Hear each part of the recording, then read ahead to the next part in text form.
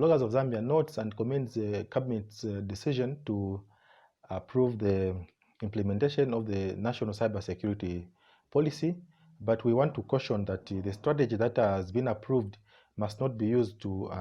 infringe and target citizens' activities on the internet. In as much as we recognize the need for enhanced internet legislation to make the online spaces safe and secure for all,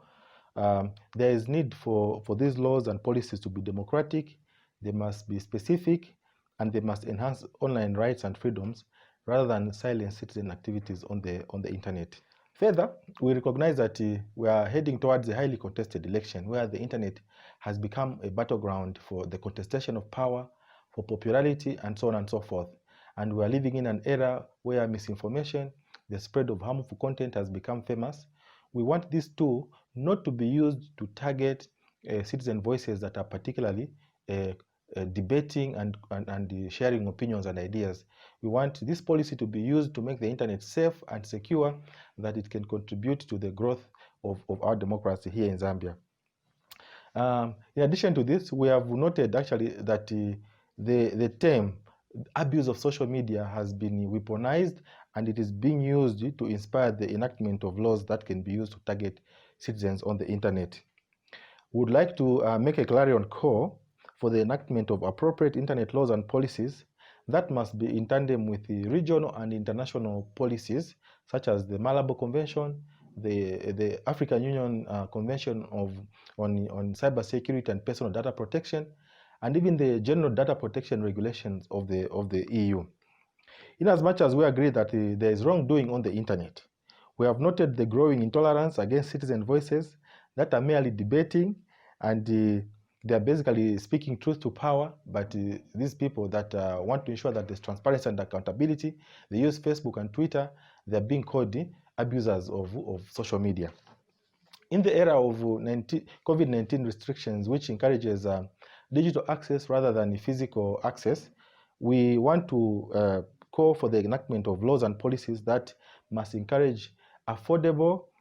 internet for all, including safety and security mechanisms for groups such as women and girls who often suffer cyberbullying and other effects that are happening on the internet.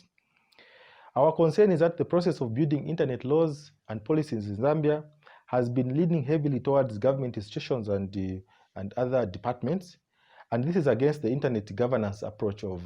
multi-stakeholderism, where we must have all stakeholders like civil society, media, bloggers to participate in enacting what kind of internet laws we want. We call on the government through the Justice Minister and other relevant government ministries not to rush the process of enacting ICT law and policy in Zambia, because we have to get adequate recommendations and input from the stakeholders that I've just mentioned. The current rush and scanty stakeholder participation in the enactment of internet law and policy has perpetuated the suspicions and all this speculation that is going on that there are intentions to gag the internet during the era of leading to the elections, as it was seen in some of our African countries like in Uganda, where even Facebook pages for senior government ministers have been blocked. We saw this happening in Zimbabwe and the Democratic Republic of Congo. We are saying that the internet must be left open and accessible for all, especially during elections, because social media platforms empower citizens with inclusive avenues for debate, sharing opinions and ideas, and scrutinizing those that are aspiring for public office. Lastly,